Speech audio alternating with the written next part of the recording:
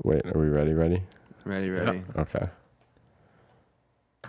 Hello and welcome to another episode of the TF Cast. Today with us, we have rapper, event coordinator, business owner, too many things to count, Biggie Beltz. Give us something. Tell us about the album. When's it coming? All right, we got the album coming out May 31st. Once again, I'm Beltz here with Triple Falls. May 31st of 2021, Lost Not Lonely will be hitting all streaming platforms.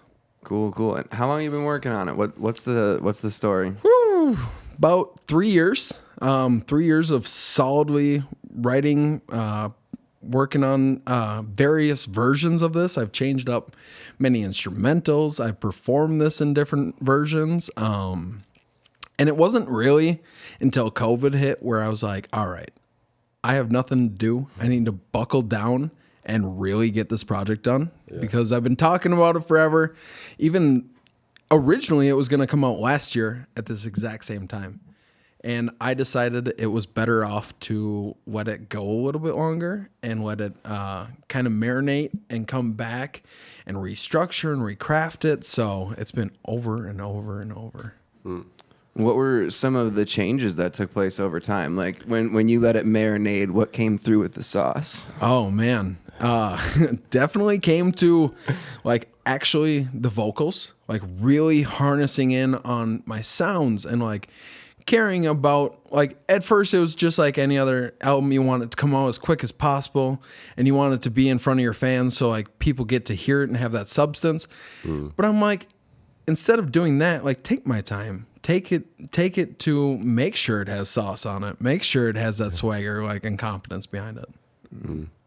With you mentioned the partly the pandemic inspired you to like really get back into it in a different way. Yep. Was it helpful or was it was it challenging to give it that space with the pandemic going on? Honestly, it was probably helpful because I had at the time, it was an 8-song album, and it was like written and ready to go. But I'm like, man, if I got all this extra time, like, I can really add a little bit more to it. So I added 4 more songs to it. Oh, nice. Really kind of, it just kind of circled everything together and pulled it in, like, to make it what I wanted it to be. Yeah, and what your recording process? What's that like? What do you spend your time doing when you're working? Well, luckily it is in my basement. Nice. So I got the basement studio thing going on. But I also went to Chris Parker, shout out Self Made Glory, here in town, and got to record one of the songs with him. And then I also went up to Minneapolis to record a song up there. And those were both 2 of the songs that I ended up adding in afterwards. But being able to go downstairs and just, do it by myself, keep hitting press play record until I go back and I listen to it and I feel good about it. So it was literally, you retake that track 100 sometimes and just to make sure I wanted, the outcome of the sound to be right. So what's different about the album that might not have been the same had you released it under normal circumstances? Honestly, just a lot more confidence behind everything. Yeah. So, I confidently am putting out a record that I am so proud of. That's good. That's good. That's actually kind of like something that I've associated with your brand because it's always been like really choreographed stage shows. Like basically every time I've seen you on stage, like there's something going on. Like, I don't know, you see, there's like a level of choreography going on there. Like you can tell you put time into it. Like, do you feel like some of that came into the studio now and you're like doing more on that end? Oh, absolutely. The theatrics behind even for my album to go out and perform it now, like there are pauses and parts where I know that I can take that extra time during the show to really make something extravagant happen. That's exactly part of it is the adding that layer to the icing of the cake, just like putting the sprinkles on, because it adds that little extra little flair to everything. So, Well, all the shows, from the years at Red Rocks and the Moon Fests and stuff, like just such a cool experience, and with having the different crews at different times, and then different ways that they kind of play together. It was really pushing the envelope a little bit for like hip hop in this area, and kind of showing people how it could be done. The outfit changes are one of my favorite parts. Yeah. I mean, the most we've ever done in one single show was 6 outfit changes. I don't even have 6 outfits. I mean, yeah, no, it was a hoot. I mean, Halloween or Buy Fun, shout out Buy Fun. They were a sponsor for the last 2 Moonfests. They literally got us hooked up with all the different outfits. So like nice. we, wrote the scripts to like how we want to change and how they fit with each song, to how our outfit's going to coordinate and actually tell a story. Because that's always something we did too with like even our promotional videos, was just like add in that extra, like, it was the Space Odyssey or whatever that we had going on. So the laser tag one, I remember. yeah, yep, the Wow Zone. They let us. We literally just had to buy some pizza. So shout out those guys. That was awesome. Yep. I saw there was one with aliens too, and Yep. Well, that was at the Wow Zone. that was the same one. Yep. Okay. Yep. But so the year before that too was we had a green screen thing going on. We were in like the Millennium Falcon basically. Oh. And it was me and Ryan. We were riding around on our little spaceship, and that was fun, man. It definitely also led me to something that I got going on in the future is short films. I'm working on a guy with acting and things like that. And this is like what pushed that envelope to being like, Nice. I enjoy this. Like, I like acting. All right, I want to shelve the short film thing, and I definitely want to come back to that. But I want to talk a little bit more about like stage performances. What do you have coming up for the stage stuff, and like what has it been like? What has it been like organizing again? Because it is like everything. I feel like right now is like the moment, because like we're going full open everything in a month. Like 100%. Yep, it's like NASCAR driving. You hit that runway and you got to go. So we got the Beltz B-Day Jam coming up May 29th. It is at the Soda Blue Moon, free, because right now we just want people to come out and have a good time. But so obviously the basketball theme's back this year due to COVID still being around. Like, we didn't want to do the basketball tournament yet. So the tournament will hopefully return in the following year. Cause we did a charity basketball tournament with the B-Day Jam. That was like a hand in hand thing that we were able to do, able to donate money back to the Reach Center. But then just pushing that forward, like just trying to set up shows and trying to keep the monthly hip hop showcase going again. But yeah, we and hopefully we're working towards a little late fall tour, so got that on their way. But for right now, it's just the Beltz B-Day Jam coming back and ready to rock and roll. Yeah. I just had like the memory of last year we were gonna do that at Miller Motors, and like I like almost entirely forgot about that. Yep, we were gonna do a whole live show. Yep. We'll get there. Yeah, no, It's something that for sure. that was like the second big shutdown where it was like, oh, you can't, Yep. you like literally can't be outside anymore. So Right. Yep. it's awesome to see like now, like 1 year later, we're not just like getting together and having a good time again, but it's looking like it's going to be safe and cool, Right. and like people are going to be happy. You said like you're not doing a basketball tournament, but it's basketball themed. Oh, yeah. Like how do you get the theme? Like what? You gotta have them little, that it's kind of like a first grader's birthday party. Like you need it to like people walk in the door and they're like, wow, like okay, I feel kind of like I'm at a basketball court, just some mini hoops set around and like little things like that are just fun and like. Even into the performance, we got a couple different theatrics, couple different outfits, like everything planned, and Nice. been rehearsing quite a bit. So it felt so good to finally actually get to rehearse. That's something we just started doing back down at my shop again, me and Ben, just setting up, running through things at a full speed, because let me tell you, the COVID hit. So, Tough to get back on the horse a little bit. yep, exactly. You're out of breath in the singing. Oh yeah, absolutely.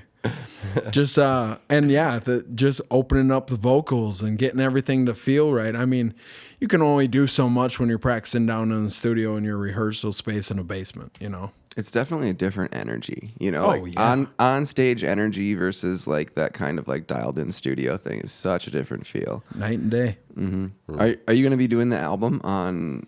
Are you gonna be Yes. Yep. like front to back? Is that the plan? Not entirely. Want to leave a couple hidden gems just for actually when the album itself comes out. And I'm going to do a couple throwbacks. I want to mix in some of the older stuff, bring on a couple surprise guests, and let some of the old throwback things get to happen in there. So, Yeah, that's a lot of the stuff that I was saying before that I really enjoyed. A lot of times you'll listen to like rap and there's a lot of like featured artists and stuff like that. Then you go to the show and it's not there. And like it was pretty regular. You'd see Modest and there'd be like 5 or 6 people handing off microphones. So absolutely. it was just always fun to watch. And fumbling them in between, like, hey, get it, it's your verse. That's part of it, part of the show. Yeah, for sure. So, Makes for a good stage energy. It's just fun to watch happen. oh, And like when you have the option to either do more or do less, I think it's kind of always go for more. go big or go home. Yep. I feel it. Well, we kind of glanced over it too, but I'm sure a lot of people want an update. Moonfest, you know. Moonfest 2025. You heard it here first. Put it in the calendar. Man, it's one of those things like the legacy lives so strong, and the soda has been nothing but amazing to us the entire way. Hence why our first show back is back out at Kasota. Right now, I know he's actually working on a little thing called Fritz Fest. He's going to do a little festival out there. Not nearly to the scale. I mean, he's just trying to get something to keep things going. But long term, it's something that we've definitely talked about because, I mean, it's the people, it's what we're doing, it's the fun behind it. Like getting to create a festival, though. I mean, that was literally you got from, I would say, the month after it until about December, and then January 1st hits, and it's like, okay. We need to be going. We need to get our recordings done. We need to have our entire lineup booked. Like, it was so much. So my 1 year off so far has been all right. Not gonna lie about it. We've discussed like festivals and like, you know, we kind of like creep on other people's productions, and like the amount of work that has to go into Moonfest is just absolutely staggering. Yes. I mean, you're out there that entire week of every single day. Like, what can I get done? And also with us, like, the venue was in the middle of the street. So when it was shut down, like, it could only be shut down for that weekend. That's all the city would allow you to do. And I get it, because it's like a regular used road. So that morning you're running around staking in posts and making sure that the canopy's overhead, and the sound guy comes out at, 7 o'clock in the morning to make sure that's going. And then you try to do them like extra things too, like setting up like inflatables or Christmas lights and trees and all this stuff. And then you realize you don't got an extension cord for it or something like that. And it's and then you got to get ready to get on stage. and because you're and doing at both the end here. of the day, yes, we would always have to get on stage. And it's crazy because by the time that finally comes, you're like, I could care less. I don't even need to go up there. Like, I could just go to bed right now and call it a day. But the second you walked out onto that stage after all day of running and checking on things and everything like that, like, there was such a moment of like serene happiness that like, I don't know if I'll ever experience again. Like, it truthfully was such a high of like, this is our festival. This is us. This is what we did. So that's why, like, eventually I do want it to come back, but like taking a little time away to work on my album, work on myself, like the shop, it's all been important. Miller Motors, big time shout out. I 100% Miller feel you. Maters, home of the taters. Is that official? No, but so really funny, quick story. The script was written back in the like 60s, 50s, something like that. and it was written in a cursive font. So if you actually read our banner on when you walk into the shop, it looks like it says Miller Maters. And so I've just always been like, Miller Maters, home of the taters. Like, it's just one of those things. If you had fries in the lobby, Oh, that would. Or tots. Yeah, no, really, any potato. You heard it here first. Oil change and some tater tots. now we're talking. That would be something else. I don't know how like OSHA would deal with that though. And those are some regulations I'd really have to be tiptoeing around. Yeah, probably. Got my air fryer underneath the desk that I'm like hiding from everybody. Just like a little commercial mechanic hand going in on the tots. Oh yes. Hey, everyone's got to eat. True. Yep. So For sure. What's it like running a shop like that? chaos, but I love it. I wouldn't trade it for the world. Owning a tire shop. I mean, I was only 19 years old when I first took it over. So I was very young, and my dad's been a silent partner the whole way through. So he literally just kind of like decided, like, yes, we're going to go in on a partnership. Now run it. And so the mistakes and the learning curve have just been tremendous the whole way through. But I think that's like what pushed me to be such like a strong, independent business person, like such an outgoing person, because I had to. I had no other option. Like, to make things work and do what I do, it's go all the time. Like, time for slow down is right at bed and then wake up and do it again. And you said this has been your busiest year yet. It has. That's you think that that's related to people just getting back out again, or Just finally getting to get in their car, and I mean, going for a drive was kind of like the highlight of what you could do for a while. So people just escaping and getting takeout on a drive, and also having that little bit extra money from like not going out and doing things. Like, well, maybe I should fix that car that I've been waiting 4.5 years to fix. Like, Yeah, My that- tires could use replacing. that stimmy check did look a little bit like a bill for a set of new tires. To me. absolutely, absolutely. And you are not alone. There's so many people that were like, well, I can finally fix my brakes. They've only been pushing down to the floor for the last year. Cool. Yikes. Yep. So, That's what's up. yeah, it's been good. So what's the?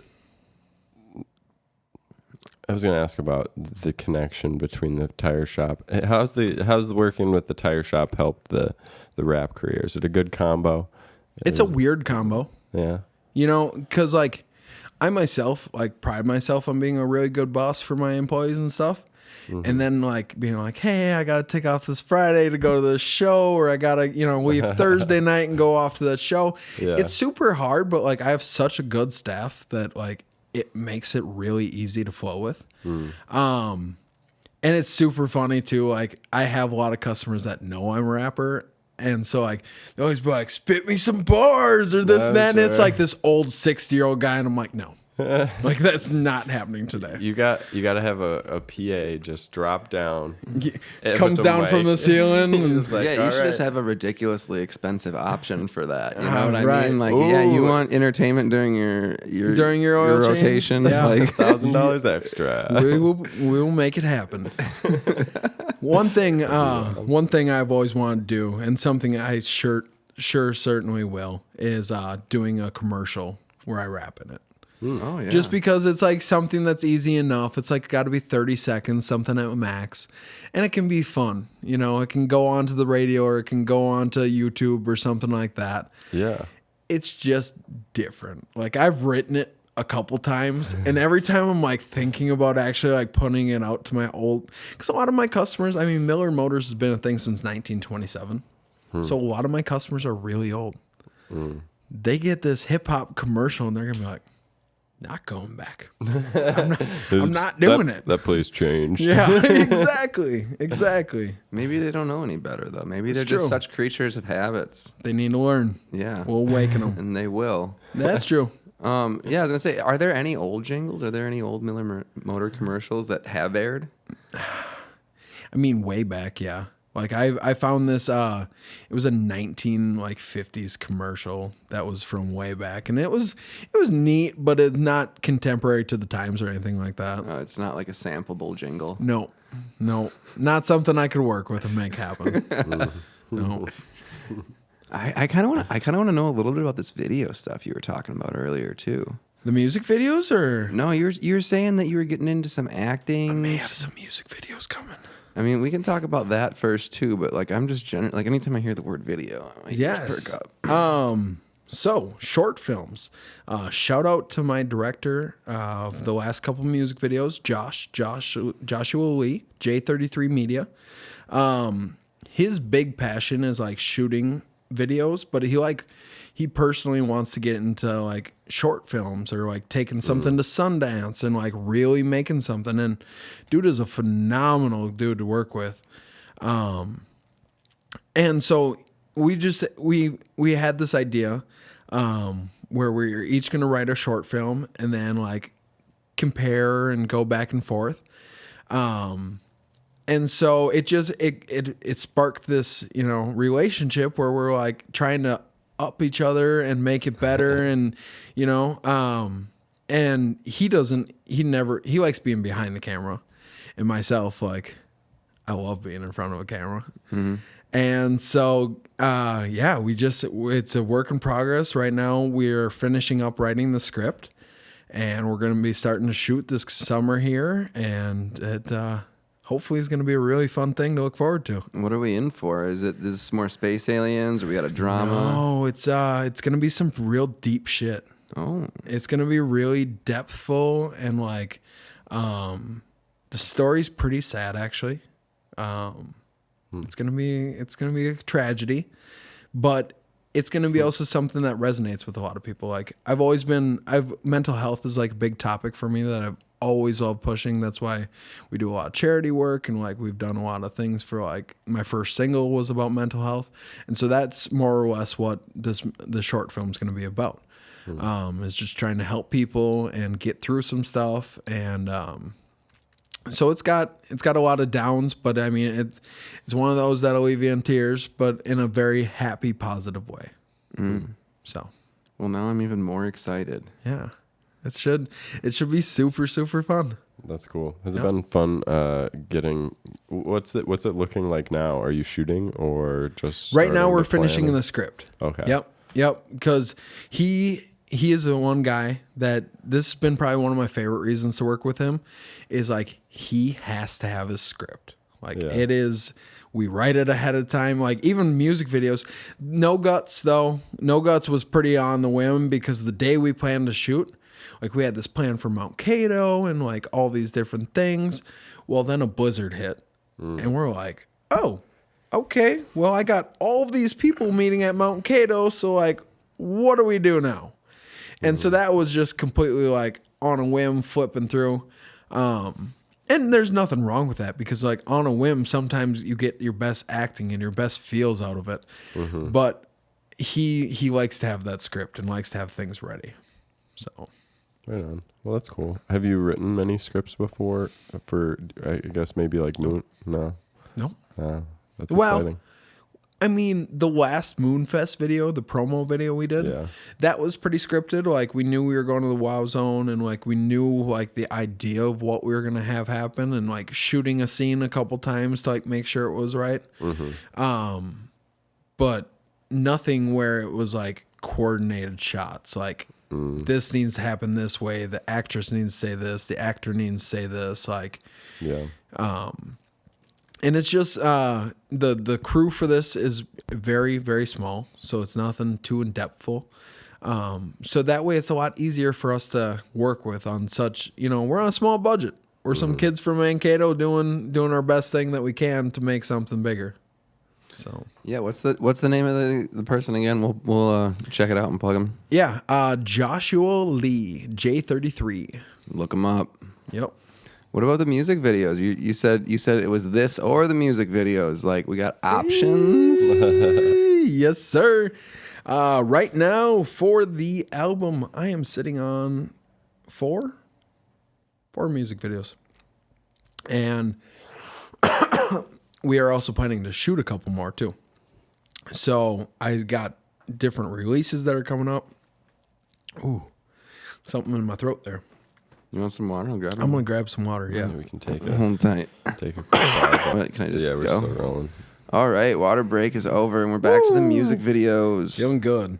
Yeah. So, like I said, I got four videos that are already shot and done, and already 2 more planned. So I'm trying to consistent with content is what today's age just needs. I mean, people are so quick to, it's that squirrel brain running through ADHD, and so they just need consistent content. So that's like one thing. Also, too, that with the preparation of this album and taking that extra year, like I was able to stack up more content than I could have possibly imagined to making sure it was the proper release and proper everything to go.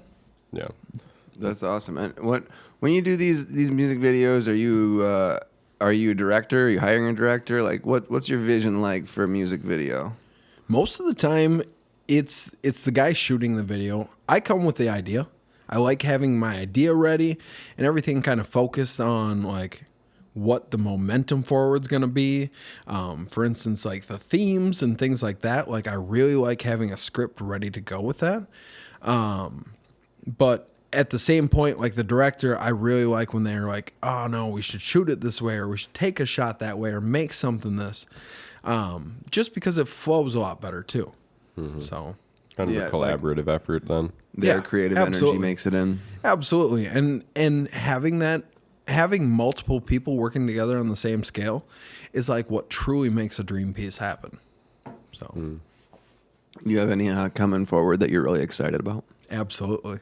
Within the next 2 weeks here, right before the actual album comes out, I'm gonna drop one more single with a video. And it's probably like the most hype song of the whole album. And so I think it's just like a perfect single. Like it'll be a nice summer vibe and everything like that. I also got one that with Sebastian Gilbertson, Twin Peaks Media, shout out him. We shot down in Miami. We got to shoot it on a beach. Oh, nice. Having Miami vibes. Just a fun one. So That's cool. Yep. When'd you shoot that? 2 months ago. Nice. That's Yep. cool. I saw some like Instagram stories. The bush jumping. Yeah, I saw the bush jumping. There you go, Seabass. You got your shout out now. If you want to check that out, it's on my TikTok. I have like 4 videos on there. I think 3 of them are Seabass doing stupid shit. So Yeah, he was in a bush. It's pretty dramatic. yep. And nobody's seen it coming either. They're like, should he go? Should he go? Yeah, I'll go. And he just runs and jumps in the. Yeah, it's great. Check it out. Yeah, he was in the bush for sure. Well, that's neat. What's a music? What do you think about with music and a video going together? Like, what does the video need to add for it to be a compelling combination? What's a good mix? Well, I really think a lot of the music videos and things that like happen in today's market, people want visuals. Like, sure, they're, if it's like a really good song, they're going to add to their playlist and bump it in their car and like play it like that. But people really care about relating something, relatable content. Like, what does this mean to them? And sometimes one of the craziest things is like people have like listened to a song for 3-4 months, and then you get a music video for it, and you're like, oh, that's what it's about. Like, I've had that happen. Yeah, that's wild. I've had my vibe changed. yep, absolutely. I've had it go both ways too. Where I was like, I saw the video, I was like, nah, that ain't Right. it. But- This song is no longer on my playlist or like something like that. Yeah. X'd. Yep. Absolutely. Or the other thing where you're like, okay, now this song is way cooler. Now it all makes sense and now it's fun. Like, Yeah. yep. That's interesting. So just adding some sort of a fun visual element that kind of furthers the story Yeah. is important. Yep. Are a lot of your songs in general telling a story or like trying to like convey a mood? Absolutely. So kind of jumping into the Lost Not Lonely topic per se. Lost Not Lonely comes from a state of mind. With fighting depression and fighting anxiety my entire life. I've always felt kind of lost in situations. But like you guys said from the beginning, like I am a very prominent person for being out and like talking to all sorts of people and going out and doing things. Like, so I've never been lonely. It's never been an issue like that. It's just like the stress and the weight of things in my life are like one of the hardest parts. Yeah, I think a lot of people would be surprised to even hear you say that. Like imagining like someone like you who is like often on stage or like, you know, being in the center of a situation, being like, oh, I have anxiety, you know? Right. And honestly, I mean, the pre-show jitters every time are real. They are so intense because you want to put on your best show. You want to do what's best for the crowd and make that mood happen. But in your head, like you battle this the whole way through. So,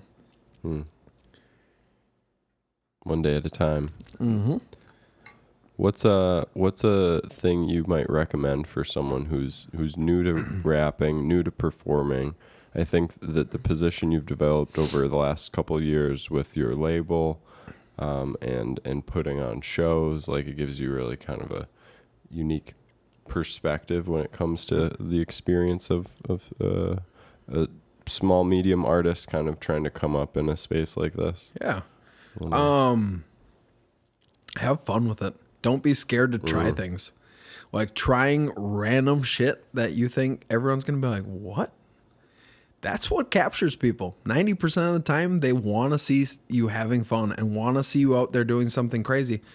So not being afraid to do that kind of thing, like, and that's one of those things with the anxiety, like breaking down that barrier, breaking down that wall. Like you got to keep doing it over and over and over. Yeah, totally. And I think, you know, a lot of people might not entirely expect like the number of things. Like when we introduced you, it's like, well, you know, the man goes with no introduction because you do 1,000 different things. Like, you know, someone might know you as the tire guy, the rapper, or the person who's, you know, arranging the good time. Right. Yeah. And that's just it. Like never box yourself in a corner. Like being a small independent artist, like even myself, like I'm still at that level. Like I'm trying to work my way up. Like the ladder is infinite for how high you can go in this industry. And so making sure that like you just always keep pushing and pushing further, like you just got to go. Like you can't stop with any which way. And so when you see yourself like getting up or like coming into that limelight a little bit and like getting that little buzz, like sure, it's great and everything else like that, but that doesn't like, don't become cocky about it. Don't become like, oh, I'm better than everyone else in my city. Like, no, you are learning the entire way through. Like, I can't stress enough how much I still look up to all of the artists in my city and the state and, you know, nationwide, because like you got to be able to take those facts and like take those things to like keep pushing yourself up.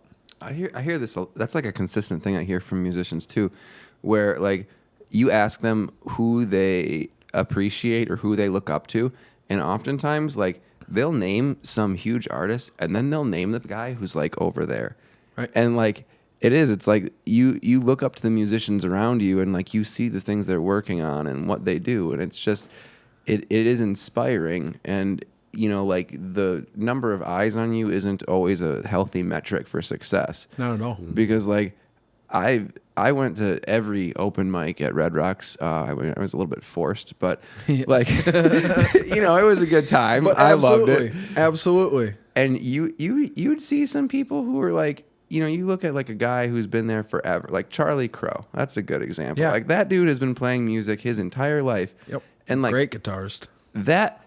He cared about his performance. Yep. And like I don't think he like you know, he would do something nearly different every week, or you know, something along those lines. Yep. And like seeing someone like truly invested in a stage, like regardless of the size or who's listening, like that dude did that shit because it made him happy. Right. You know what I mean?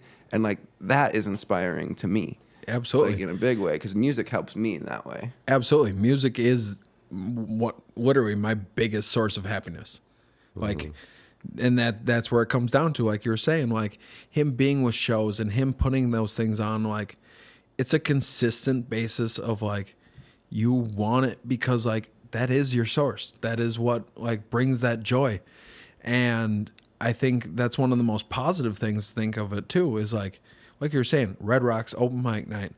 You'd see such a consistency with like people that would come back every single week over and over and over.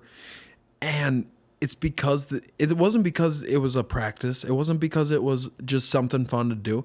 It was because like truly it made people happy. Mm-hmm. Well, there's something that I noticed in a lot of artists too, because when you see someone perform a good number of times, and there were a lot of people who did workshop their stuff there, and I thought this was very interesting to see like a song where they like, you know, put a word or two in a different order, and like when you see someone do it, you know, 30 times, and then they change something, and you can tell that they think it's better. Like I really admire that. Like I admire seeing the songwriting process. Absolutely. And that's really cool thing to see. I don't think you get to see that in a whole lot of other environments than like outside of an open mic. It's kind of weird because it's not always like the best performance, but there's something. It's not like, a concert. Yeah, it's like a musical conversation, and it's mostly musicians there. So it's like a really neat environment. It is, and that's one of the coolest things too, is other musicians will sit down and talk to you about their set or your set, and like give you guidance and like be like, hey man, the way you did that tonight was just phenomenal. And that was a big thing, is like learning my craft. Like the reason this album took 3 years was because I would a lot of times go down to Red Rocks open mic night, practice this song down there, like crowd wasn't really feeling it, I'm gonna go back to the drawing board. But reworking it and like finding that happy balance between everything, like it was such a blessing the whole way through. So hopefully we get something like that back real soon. Yeah, I'm sure there'll be another one pop up. I'm sure there already is one, and I just don't know everything. Yeah. Well, let's talk about just to like maybe kind of like start to the beginning of like when was the first time you attempted to create music or rap? I don't know if you're 2011. 2011. Well, actually back in like high school, I would always like write raps to like instrumentals of like my Dougie and like all these other things, like these poppy, you know, upcoming little rap singles and stuff like that. And I would have a couple buddies and we'd always get together and write, and like it was never like an actual concept though at the time where I was like, I'm going to become a rapper. Like I'm going to make something out of this. I enjoyed it and had fun with it. And then 2011 was when I met Robert Regan. And this was over at my cousin's house. My cousin like coached him in hockey. So it was like this weird, like the universe swung us all together. And he was, we instantly hit it off. He's like, yeah, I kind of like rap a little bit too. And we'd just be freestyling down in the basement. Well, my cousin, that coach, was also friends with Robert Kobe, or still is. And he's like, you know, I'm going to talk to him and try to get you guys on a show. And we thought we were just ready. Like dead set, like I'm so like we're hip hop, we got this. And I think we ended up doing 3 songs that night from our original list of like 6 songs, because like we fudged them up so many times during the set. I remember at one point, and I kid you not, I had 10 seconds where I completely froze for on stage. I'm up there in my Doc Martensons, blue jeans, headband on, an Affliction t-shirt, thinking I'm just awesome. And it was like, couldn't remember the lyrics, and I just sat there and looked at the crowd. And then my buddy just Rob starts freestyling. And that like, in that moment, like everyone kind of thought it was like part of the show. Yeah. So like, that's where I learned pauses can be a good thing if they're done right. That moment was just nope, I forgot everything. I just want to go home. Like, I don't like this. I never thought I was going to rap again at that point. I honestly did. I think it was like at least 3 months before we were willing to book another show, because I was like, man, I'm not. But that was it. That was the moment where I was like, I'm going to keep bettering myself on the stage until like my force when I step up there is just impossible to, well, I mean, not impossible, but it is my best self that I can possibly put out there. And so I just kept, you know, it was one of those, like, either you're quitting and it was a good run for them couple years, or get a lot better at it and practice and harness your skill. So that's when Big and Nasty actually kind of formed into the group. That was my first ever rap group, Big and Nasty. That's pretty good. Yeah. It was kind of like, we should have just went with Rob and Big, you know, shouts out the Fantasy Factory, Rob Dyrick, Big Black, all those guys. That was the vibe. But we just had fun. I mean, we were just, you know, two little stoner kids chilling in the basement trying to write raps. What did ID say that day? Oh man, probably wished he didn't put us on that show. No, man, he came up and he did. He gave us props for getting up there and doing our thing, and the empowerment that was behind there. Like, this was my first show, and I think there was like 300 some people there. Granted. Oh yeah, way more than I need. And then you go to a show nowadays and you can lucky if you hit 50. Like, I wish I could have reversed that a little bit, but I look out in the crowd, and first off, I'm swearing in my raps. I'm talking about smoking weed. And I look over, there's my mom, my dad, shouts out both of you, my nieces, my nephews, my grandma, all in this little pocket over here. And then there's like all the homies that are our age that actually are like, oh, this is cool. One of the funniest parts about that entire show is we had this song we had written, and it was called Chevys, Bitches, and Bucks. And it was like a redneck anthem, right? And my dad thought we said bugs. Chevys, bitches, and bugs. And so like he's shouting, he's like, Chevys, bitches, and bugs, you say. And he like comes up afterwards and he's like, that song about them bugs was so cool. And we're like, what? What you talking about? Oh man, you live and you learn. Yeah, no, I bet that one went off in New Ulm too. Oh yeah. Yeah. In New Ulm, we had a theme song going. Get out your pickup truck, go riding around in your Chevy. Yeah, that's what it was there. You had the boulevard just hitting Broadway. back and forth. Yep. I grew up Good there old too. days. Oh yeah, good old days, man. Oh man, what? Okay, I know there's one. Oh, the clothing line. The clothing line. Yes. I want to know. BDE crew. What does it mean? BDE crew, big dick energy. But I don't want that to come off in the wrong way. It is literally a lifestyle about like being there for people, like bettering your life, like taking that high energy and pushing it consistently out into the world. Like, big dick energy is like because females are going to be like, oh, I got that big dick energy. Like, it's meant to be like a very positive thing. Like, I want people to feel empowered when they're wearing it. Like, it's going to be very exclusive. For the most part, like, we're not planning to create social medias for it. It's all by word of mouth with the sales. We have a total of 6 different designs right now. We're going to be dropping in our first quarter here when we started off. And it's just something fun. Like, it literally came from us going down to Miami is when it actually started. We were like, we're the BDE crew. We made up these shirts super quick the week before. And we took them down there, and all sorts of people were like, the BDE crew, like, where can I get one? And we're like, be part of the crew. Exactly. Yeah. Like, how can I join that? Like, and it's just every single person we've told about it was like, okay, I want a shirt. Like, how can I get one? And so I think that's where it'll be like more fun to do, like the word of mouth to begin with. And like, you know, just like hit up the homies, like get them, you know, the shirts off. And we actually had already, before we've even launched the line, like a big order come through from somebody that we know down out of state. They're like, I want 50 shirts right off the first print. That's cool. And so, yeah, it's one of those fun things, like completely random, but like, I want to promote, like, I've always been trying to promote like a positive lifestyle. And I think with the BD energy or big dick energy, like, it's just something people will be like, yeah, I feel damn good wearing this. Hell yeah. So, welcome to the BDE crew, all of you. Right on. Hell yeah. Where can, they can't find it. They have Nothing. to Find it. Nothing. You have to find it. I'll like I'll post to search. begin with, things on my Facebook, but like I don't want to create like a Instagram separate for it and a separate Facebook, at least not right away. I currently have, there's 8 social media pages that I run, Yeah.